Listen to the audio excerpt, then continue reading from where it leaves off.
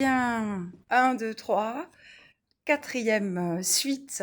Après l'orage qui est arrivé très soudainement, en fait, il faut savoir que l'orage, il est arrivé, le vent s'est levé d'un coup, il s'est mis à pleuvoir.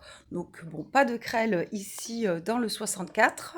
Voilà, voilà. Donc, je suis rentrée du jardin, alors que les hirondelles font les allers-retours pour aller attraper des insectes et de quoi nourrir leurs petits. Donc, si tu me connais pas encore, je m'appelle Christine. Je suis basée dans le 64. Je m'installe en tant que géobiologue, donc les phénomènes naturels, bien sûr, que sont l'eau, hein, les rivières, les cours d'eau, qui entrent en résonance avec notre corps, bien sûr, ou malheureusement, car on est beaucoup composé d'eau, et sans compter que, bien sûr, cet effet de l'eau est accentué avec tout ce qui est la pollution électromagnétique qui ne fait que croître. Et bien là, pour l'instant, je sais pas, c'est très, oulala, c'est très chargé de ce côté. Je sais pas si le mauvais temps va revenir, si c'est juste une accalmie avant que l'orage continue de tonner et que ça reparte. Parce que maintenant, le temps est très surprenant. Il est d'une humeur extrêmement changeante. Mais je crois qu'on se situe, je veux pas dire de bêtises, dans les seins de glace. Donc voilà, donc tout ça pour te faire un coucou, te montrer le chèvrefeuille qui commence lui aussi à montrer ses plus beaux atouts. Ça sent merveilleusement bon. Et normalement, pardon, on se retrouve jeudi prochain pour la petite vidéo du jeudi avec une thématique. Merci pour les petits pouces, merci pour les partages, merci pour les commentaires bienveillants et comme je le disais, une pensée pour les agriculteurs, les personnes qui ont vu malheureusement la foudre tomber sur leur maison. Il y a eu donc des éboulements de routes, des éboulements de terrain, la grêle aussi qui a fait beaucoup de ravages un petit peu partout. Nous on est dans le sud-ouest, donc bien sûr le Gers, voilà, j'ai vu Auch, j'ai vu aussi Langon du côté de Bordeaux. Nous on a eu le 64 qui a été touché, Morlas, tout ça, tout ce petit coin. Donc bien sûr plein de pensées positives. Voilà, donc mes coordonnées, toujours me laisser un message, votre prénom, nom, téléphone, le but de l'appel, hein, puisqu'il y a beaucoup de piratage, donc sinon je décroche pas.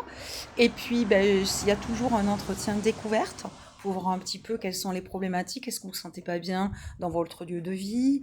Est-ce qu'il y a des problèmes d'eau, beaucoup de problèmes électroménagers? Est-ce que c'est une maison que vous n'arrivez pas à vendre? Est-ce que vous vous sentez bloqué? Il y a des fâcheries, des problématiques. Voilà, est-ce que vous dormez mal dans votre maison de vie?